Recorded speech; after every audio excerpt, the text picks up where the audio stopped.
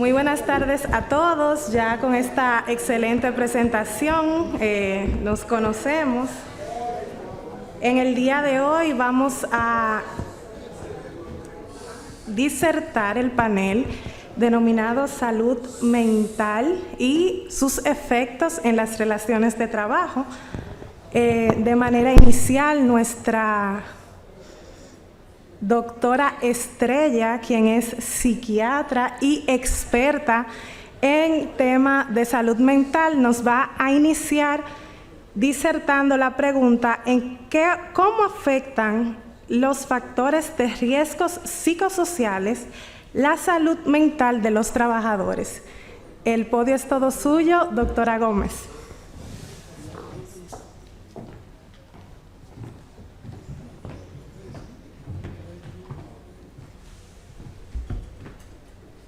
Bueno, muchísimas gracias por la invitación. De verdad que para mí es un privilegio que en todos los ambientes podamos entender que sin salud mental no tenemos salud.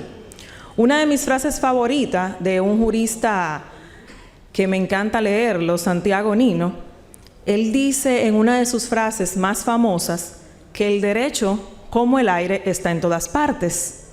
Y fresca yo de corregir a un jurista de esa categoría e informarle que la realidad es que la salud mental es como el aire y está en todas partes. ¿Por qué razón? Sin salud mental usted no va a poder pedir ni exigir ningún derecho de ningún tipo y mucho menos va a poder realizar las funciones de manera normal. Hemos últimamente visto muchas situaciones en el ámbito de la salud mental en la República Dominicana donde ya sabemos, según estadísticas de nuestro país, que más del 20% de los dominicanos. Ahora bien, nosotros en consulta hemos evidenciado que 6 de cada 10 dominicanos tienen una condición de salud mental. Por lo tanto, si yo contara el salón, ¿cuál porcentaje tendría en este salón? Y lanzo la primera interrogante. Yo creo que uno de los retos más grandes que tenemos cualquiera de nosotros los profesionales que somos docentes es llevar a las personas a pensar. Y dentro de ese pensamiento que puedan desarrollar prioridades. Y la salud mental siempre debe ser prioridad, la cual ha ido, lastimosamente, en la República Dominicana decayendo. Y resulta muy interesante porque en mis alrededor 10, 11 años dentro del sistema, yo realmente soy psiquiatra legal y forense. Durante 7 años pertenecí al INASIC por parte de la Procuraduría, y también en el ámbito penitenciario. Y muchas veces pensamos que los fiscales, los jueces, todos los servidores, de manera general, público, ninguno tiene ninguna condición. Pero sorpresa, ese es un grave error. Yo no vine a decirles tantas cosas lindas ni a adornarla. La realidad es que nuestro trabajo se llama estrés, de manera constante. Y hasta que usted no lo entiende, y como decimos nosotros en salud mental, llega la crisis, entonces llaman a mi oficina, doctor, ¿usted anda por aquí? Y creo que eso es innecesario. Yo les preparé un poquito, porque vieron cifras escandalosas para mí a niveles internacionales, como que, por ejemplo, más del 65% de los trabajadores del sistema de justicia tienen una condición mental. Pero eso a lo mejor son los que llegan y los que no. Entonces, vamos a ir observando ciertas características y aunque esto no es una intervención, últimamente en mis últimas presentaciones, yo diría que de los 3 meses para acá, estoy dada a hacer intervenciones de manera puntual con todo el mundo para que las personas puedan entender qué es lo que pasa en salud mental. Y le doy las gracias al sistema porque me lo ha permitido en todos los ambientes. Creo que es interesante que usted comience a desmitificar y a quitar ese estigma en la salud mental y a mezclar ciertas cosas. Conducta violenta es una cosa, ser agresivo es otra y tener un trastorno mental es otra. Si yo tengo esas cosas claras, puedo comenzar yo por identificarme. En el ámbito laboral, a nivel jurídico, nosotros sabemos, todos los que trabajamos en ella, que la carga es excesiva. ¿O estoy mintiendo? ¿Quién tiene un solo expediente en su despacho? ¿O 5? No, hay montañas de expedientes. Y usted no tiene ayudantes. Usted no tiene un personal ni siquiera para clasificar esa documentación. Pero el problema no es que tengamos tantos expedientes, es lo que conlleva tener esos expedientes ahí. Que de una u otra manera cada uno de nosotros tiene el sueño de ser una persona eficiente, de que se le reconozca su trabajo y de hacerlo bien. Pero ¿cómo podemos hacer ese trabajo de esa manera si estamos abarrotados de trabajo? Número 1, ese volumen masivo de expedientes, los plazos procesales que me encantan. ¿Para cuándo usted quiere eso? Ayer. ¿Cómo ayer? No, es que era para antes de ayer. Y hoy fue que pude venir a buscarlo.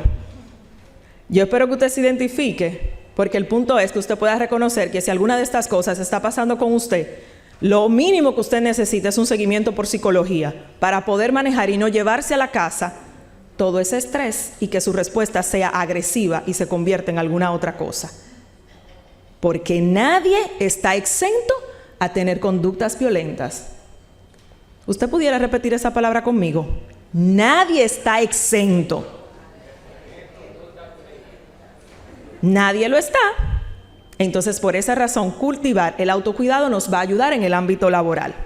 La presión mediática y social, el sistema no sirve. El sistema es lento, el sistema no resuelve, eso también nos afecta. Tantas críticas que son constantes porque lastimosamente nuestros medios de comunicación son más faranduleros que educativos, que preventivos. Entonces fíjense cómo todo esto va formándose como una bola de nieve. Entonces, ¿qué sucede en el sistema de justicia? Amenazas reales que en muchas ocasiones tienen que manejar algunos jueces, fiscales, policía, personal penitenciario, exposición a audiencias hostiles entre nosotros mismos, sarcásticos, con palabras peyorativas y humillantes. Yo necesito que usted piense en esto, que no es bonito, pero va a cuidar de su salud mental. Yo no elimino ni mejoro nada si no lo identifico. Y todo eso tiene un espacio en el ámbito laboral, porque son muchos los que en algún momento han explotado al salir de una audiencia o en medio de una audiencia. Y ya hemos tenido historias sobre eso. El trabajo a nivel emocional evidentemente es demandante. Hay un desgaste, una reducción de la empatía, del servicio que le damos a los demás, sobre todo en esta área, a nivel de derecho de trabajo.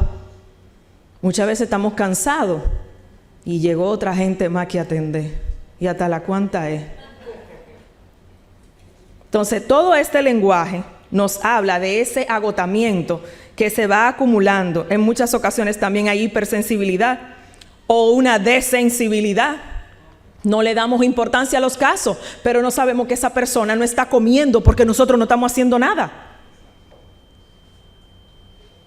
Y todo esto solamente está enfocado en el ámbito laboral. Hay de aquellos de nosotros que grabamos y compartimos informaciones que no nos toca hacer.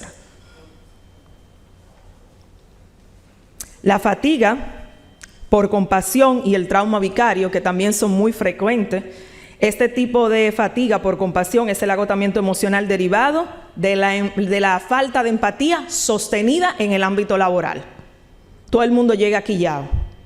Yo tenía una práctica dentro del departamento donde estaba mi despacho. Yo estaba en el departamento de drogodependencia, en el edificio investigativo de Ciudad Nueva. Y yo todos los días llevaba una caja de Sparklis, ¿lo recuerdan? De esos de muchos colores.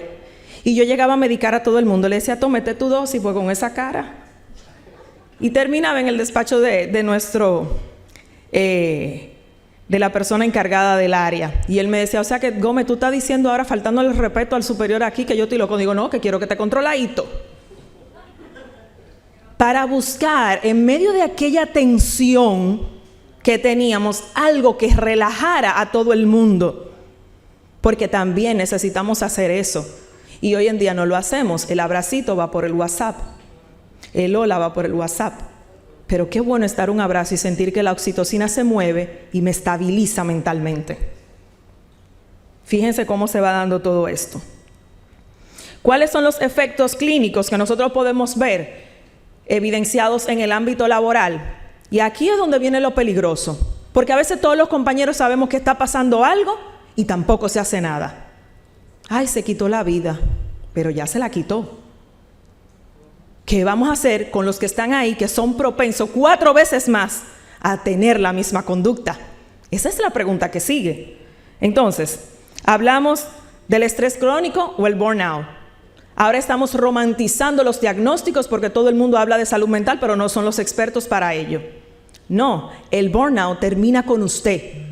Llega a ser que su cerebro incluso involucione, tenga menos tamaño. Y a los 50 usted está dándome características de demencia. ¿Y qué le pasa a fulano que está en ese podio hablando tanto disparate? No se entiende lo que dice. Entonces fíjense cómo se va manifestando trastornos depresivos y ansiosos. Muchos no pueden dormir. Se pasan la noche entera dando vuelta a la nevera. Ansiedad.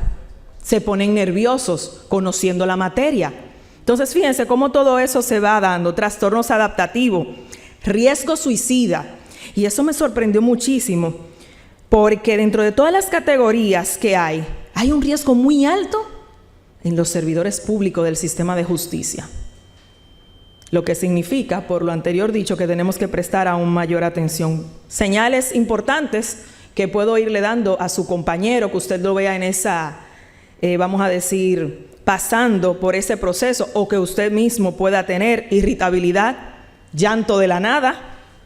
Pero ¿y por qué tú estás llorando? Nadie te ha llamado la atención, nadie te ha dicho nada, tu trabajo tú lo estás haciendo bien, pero estás rajada dando gritos la mujer.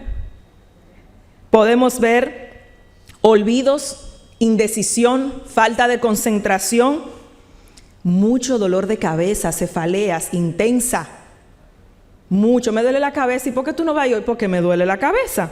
Fatiga persistente, conductas evitativas o aislamiento. Sí, a veces hay personas que no salen de la oficina donde está.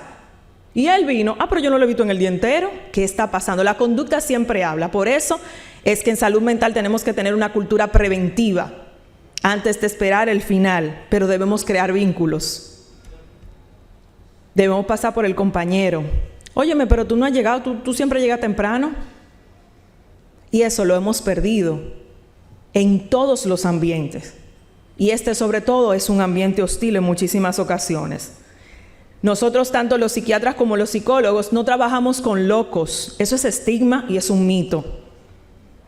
Yo trabajo con aquella persona que tiene una alteración mental. Aquella persona que no puede tener la capacidad en ese momento de resolución de conflictos. Entonces, dicho todo esto, ¿qué vamos a hacer en nuestro ambiente? Porque hay muchos factores, hay unos que pueden cambiar y hay otros que no van a cambiar. Cada uno de nosotros es responsable del autocuidado y de su salud mental. Esa es la promoción que tenemos desde la Sociedad Dominicana de Psiquiatría. Si yo me cuido, puedo cuidar de otros. Y ese otro puede ser mi familia, mi trabajo. Si tengo alguna de las alteraciones mencionadas, pedir ayuda es lo que me mantiene con vida hoy en día. No minimizar ni romantizar los factores de riesgo que existen. En el ámbito laboral solo se refleja lo que estoy llevando en mi casa, no al revés. Gracias.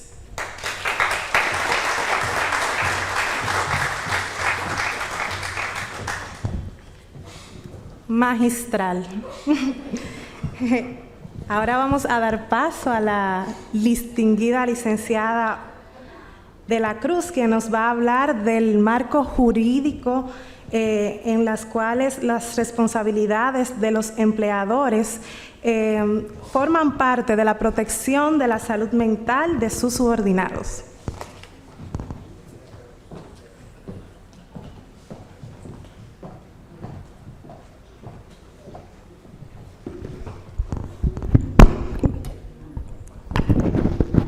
Bueno, ustedes saben que hay algunos que realmente no nos bendijo el Señor con tamaño hacia arriba, sino que lo dio en otro lugar.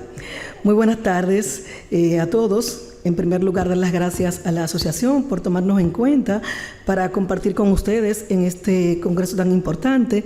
Luego de ello, no puedo dejar pasar la oportunidad para decir algo que hace un momentito compartía con el maestro Arias Bustamante, de nuestro querido Joaquín Luciano, que su saludo para mí siempre era: oye, mira, pintura popular, tú sabes que el color está en ti. No puedo dejar pasar la oportunidad para recordar esas palabras especiales con que Joaquín Luciano me saludaba, una persona muy querida por todos nosotros. Bueno, señores, después de la doctora Katy hablar, yo la verdad estoy algo más que sorprendida, porque según las investigaciones que yo realicé, lo que la doctora ha dicho aquí va totalmente en contradicción con lo que yo había investigado. Según la OIT dice que de cada 6 trabajadores, por lo menos uno tiene alguna situación de salud mental. La doctora ha dicho aquí que en nuestro país de cada 10, por lo menos 6. Eso es alarmante. Eso es alarmante, sobre todo tomando en consideración que la salud mental precisamente es el bienestar emocional, psicológico y social que permite a las personas afrontar el estrés, desarrollar sus habilidades y contribuir a su comunidad, ya que como pensamos y sentimos, actuamos en nuestra vida. Oigan eso, como pensamos y actuamos, así somos en el desarrollo de nuestra vida. Es decir, que va a depender todo lo que nosotros hagamos de cómo nosotros nos sintamos, cómo nosotros sentimos ese bienestar en la sociedad, psicológico y mental y emocional. Dicho esto, señores, aplicándolo esto al derecho de trabajo y recordando que el 10 de octubre, y recuerden esa fecha, porque más adelante yo lo voy a mencionar, que el 10 de octubre precisamente es el Día de la Salud Mental y que las Naciones Unidas y la OIT declararon este día para recordar la importancia de la salud mental, que ello precisamente se conmemora desde el 1992 con la intención de que recordemos lo importante que es esta para nuestra vida. Dicho esto, señores, tengo yo que empezar a hablar del derecho de trabajo. Nuestro artículo 62, de forma clara, dice lo que es el derecho de trabajo en República Dominicana. Y allí establece este como un derecho fundamental que se ejerce con la protección estatal.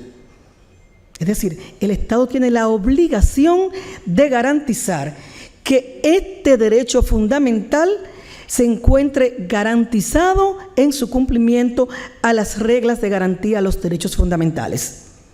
Recordemos las características de los derechos fundamentales. Para nosotros sencillamente utilizar una palabra para hablar de derechos fundamentales, tenemos que decir que ellos son erga omnes, oponible a todo mundo. Por tanto, son de estricto cumplimiento para todos. Y el derecho de trabajo, precisamente en consonancia con lo que plantea la OIT sobre el trabajo decente, que habla precisamente de bienestar social, de salud, de salarios justos. Y cuando habla del trabajo decente, hoy día que se habla de flexibilidad de jornada, de reducción de jornada, todo en búsqueda de un bienestar emocional. Tratar precisamente de que las personas tengan el tiempo suficiente para, en esa reducción de jornada, tener un tiempo para la recreación, para compartir con la familia y demás. Si nos vamos a países desarrollados, vamos a ver que ya ese jornal de 44 horas que tenemos nosotros se encuentra reducido. Y precisamente todo ello con la intención de buscar un bienestar laboral. Sabemos nosotros que para la seguridad en el trabajo, el 28 de abril se conmemora el Día de la Seguridad y Salud en el Trabajo. ¿Y qué se persigue con la seguridad y salud en el trabajo? Proteger a los trabajadores, previniéndolo de todas las enfermedades laborales, promoviendo la salud de estos a través de las mejoras de las condiciones para la prestación del servicio subordinado.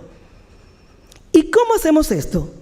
Creando ambientes laborales sanos.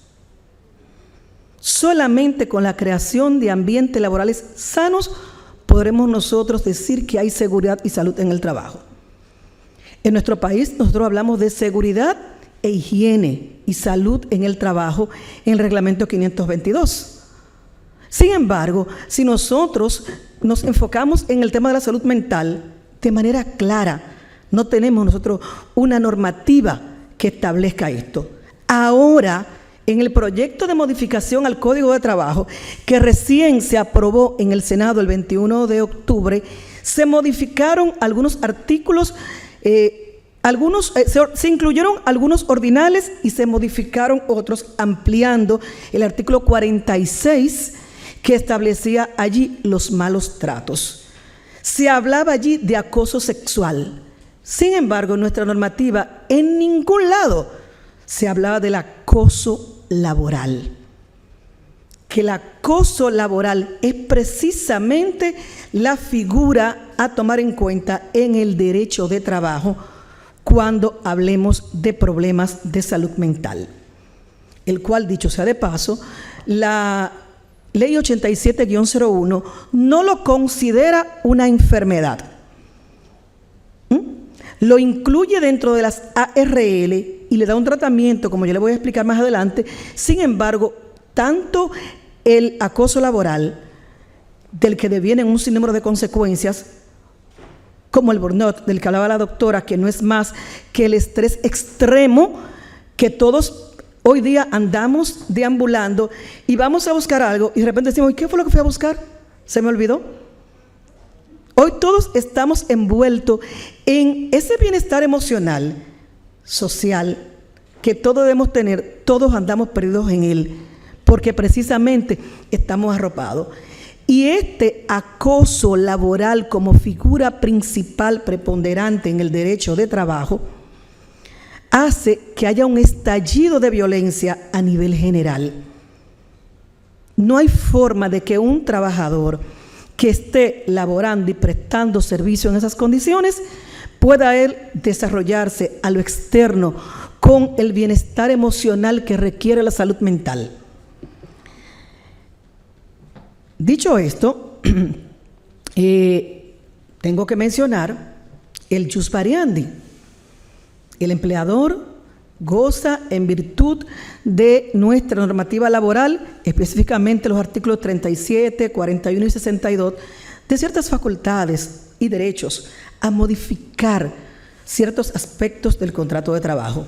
Pero ojo, siempre y cuando no se laceren derechos fundamentales del trabajador, como el salario, la igualdad, la intimidad, la dignidad humana. Ese elemento principal que precisamente es el que hace que la figura principal del empleo digno se pierda cuando la vulneramos. Y precisamente por la violación a estos derechos, como decía la doctora Bielka, se destapan las dimisiones. Para mí me encantó ayer cuando el maestro de maestros, el doctor Alburquerque, hablaba sobre la responsabilidad civil. Los artículos 712 y siguientes del Código de Trabajo hablan sobre la responsabilidad civil del empleador cuando se comete algún tipo de infracción en detrimento de los derechos del trabajador. Miren, cuando hablamos de acoso, el artículo 720 del Código de Trabajo, que plantea la clasificación de las acciones penales laborales, habla que cuando se violenten derechos fundamentales de esos trabajadores de característica muy grave, puede haber lugar a una sanción penal laboral. Los artículos 1382 al 1384, que tratan la responsabilidad civil, que en materia laboral, a diferencia de la responsabilidad civil de manera general, el trabajador se encuentra liberado de probar el daño, se encuentra liberado de probar el vínculo de causalidad como tercer elemento constitutivo de la responsabilidad civil, ya que solamente tiene que probar la falta. Sin embargo, Carbucia mencionaba hace un momentito, ¿qué ocurre con los jueces laborales cuando un trabajador prueba la existencia de una falta?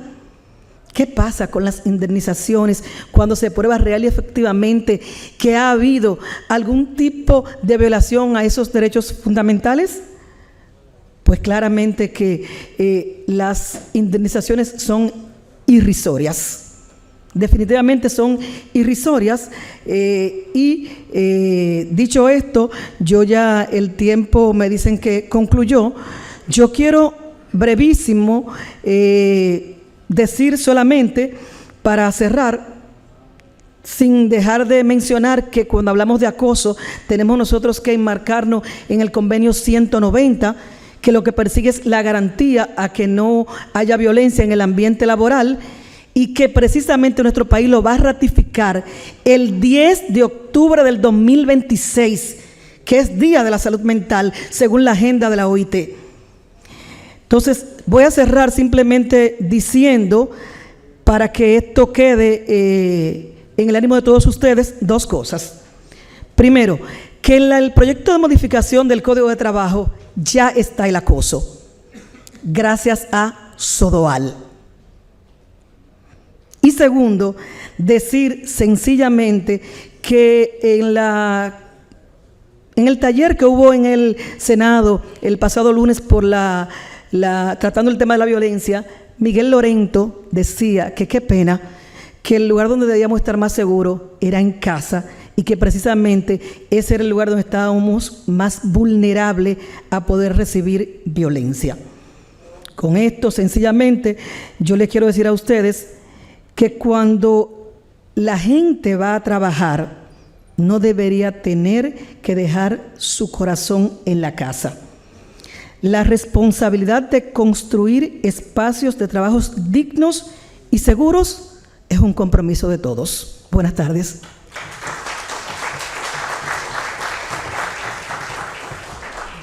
Ya vieron por qué eran los aplausos iniciales, ¿verdad? Exquisita la participación de la distinguida licenciada Ingrid. Ahora vamos a pasar con la magistrada Wendy Martínez, que nos va a hablar de qué manera puede el entorno laboral convertirse en un espacio que garantice la dignidad y los derechos humanos de los trabajadores.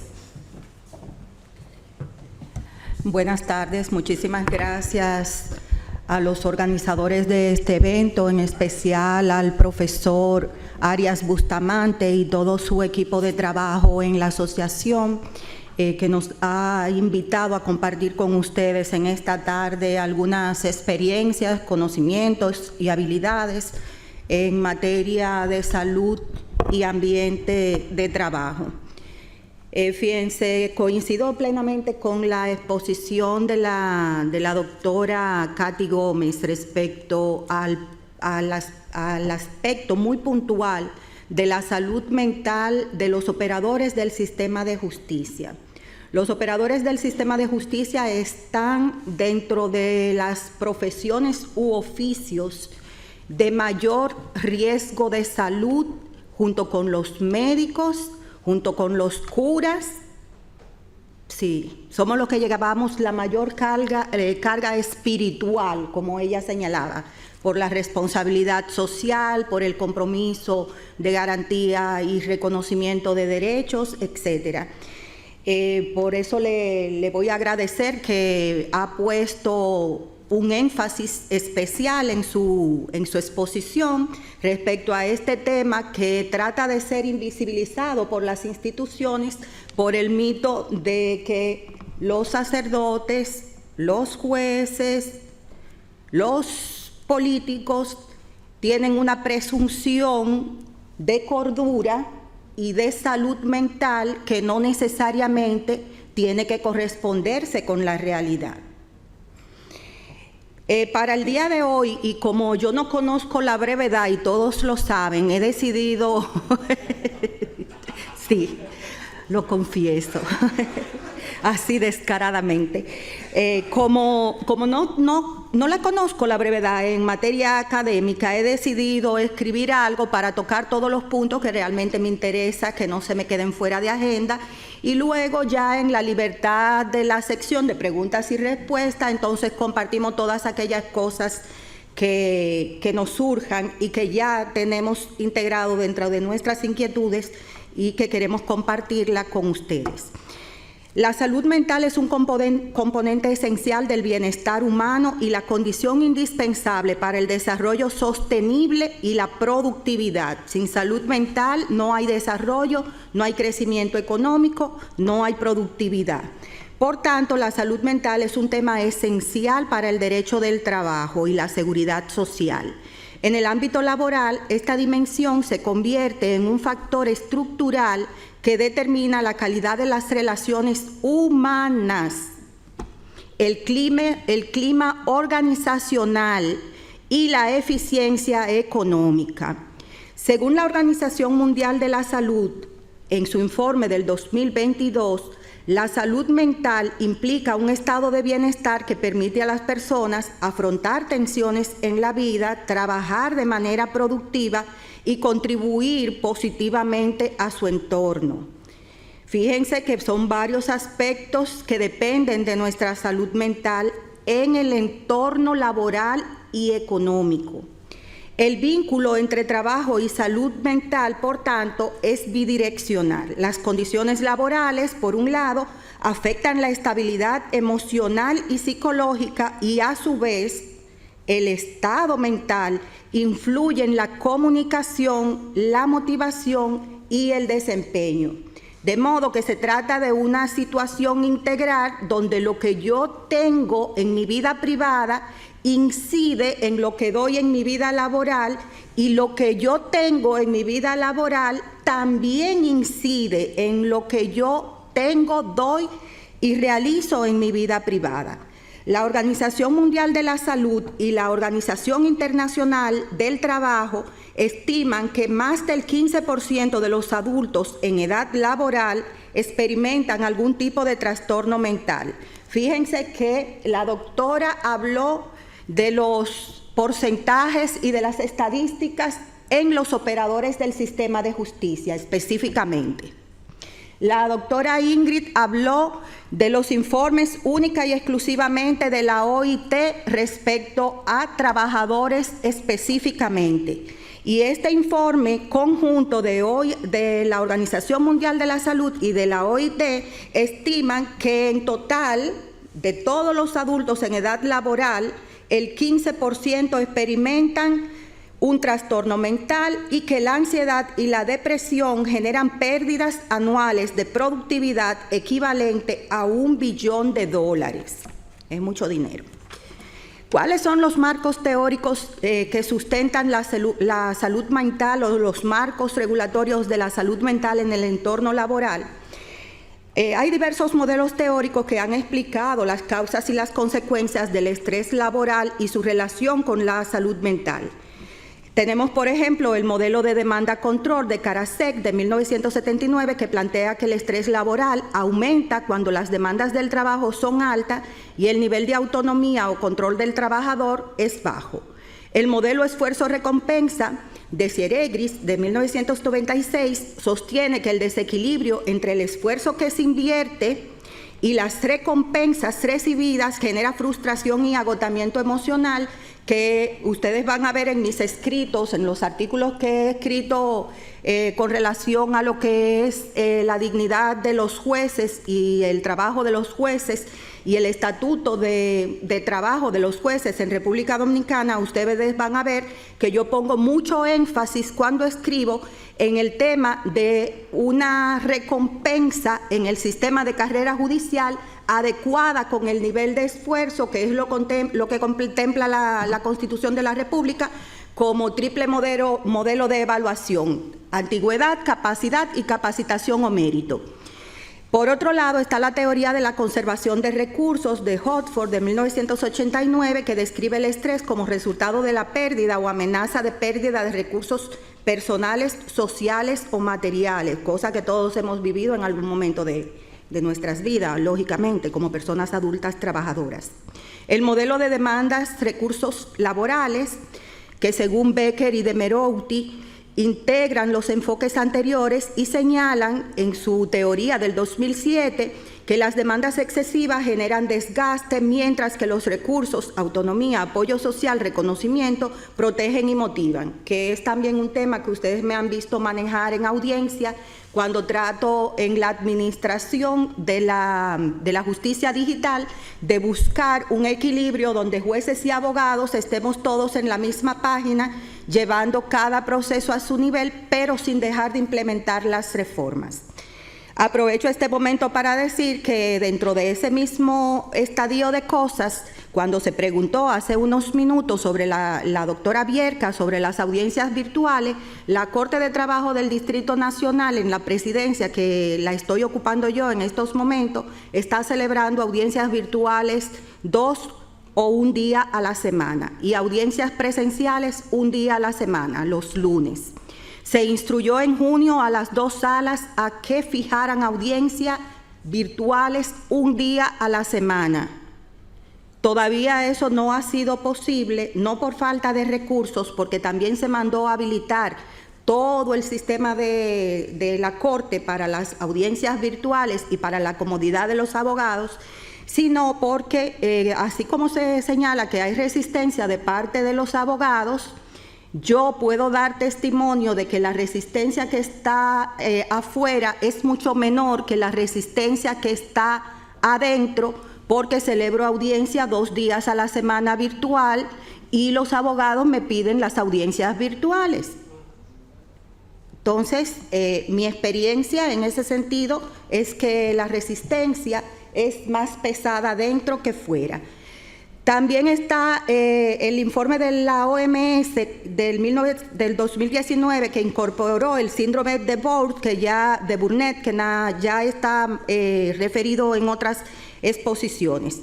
Cuando hablamos de salud mental y entorno laboral como relación bidireccional, veo que todos hemos hecho énfasis en lo que es la salud mental de los trabajadores y se nos olvida que como relaciones bilaterales de patronos y trabajadores, también los empresarios, también los gerentes tienen sus dificultades al tener que lidiar y resolver problemas de salud mental con una protección del trabajador institucional, donde al empleador no se le dan los recursos ni las herramientas necesarias para lidiar con un tipo de problema tan complejo como es el tema de la salud mental.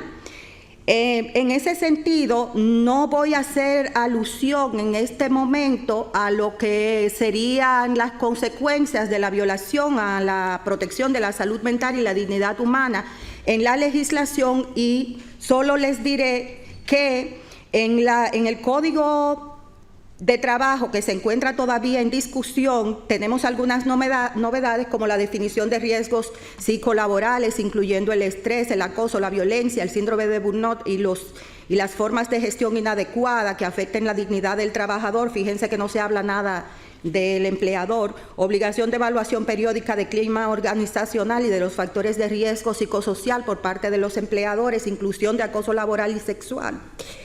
Que también he escrito sobre eso en el ámbito judicial, derecho de la desconexión digital, particularmente en modalidades de teletrabajo, y protección especial a trabajadoras y trabajadores con afecciones especiales de salud mental.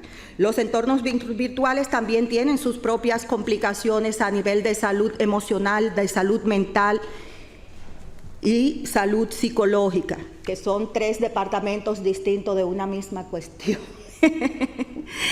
Y finalmente me gustaría hablarles muy brevemente, porque yo sé que hace rato que el tiempo terminó, obviamente,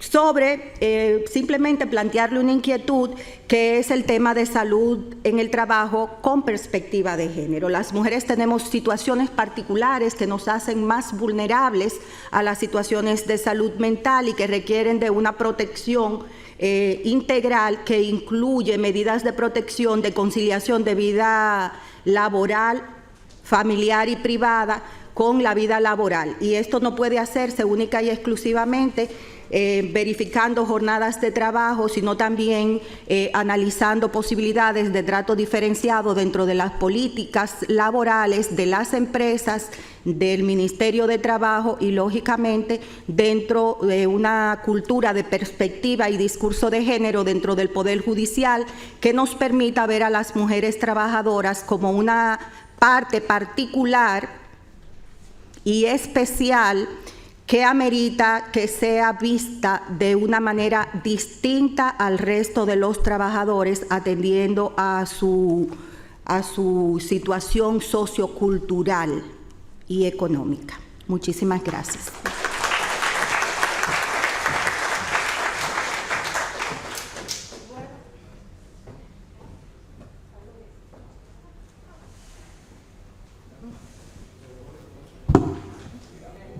Ahora sí, no nos queda más porque no nos queda más tiempo, solamente agradecer tanto a los organizadores del Congreso como a ustedes, que son la parte principal del Congreso, la oportunidad de hablar de este tema de salud mental que es tan contemporáneo e importante. Muchísimas gracias a todos.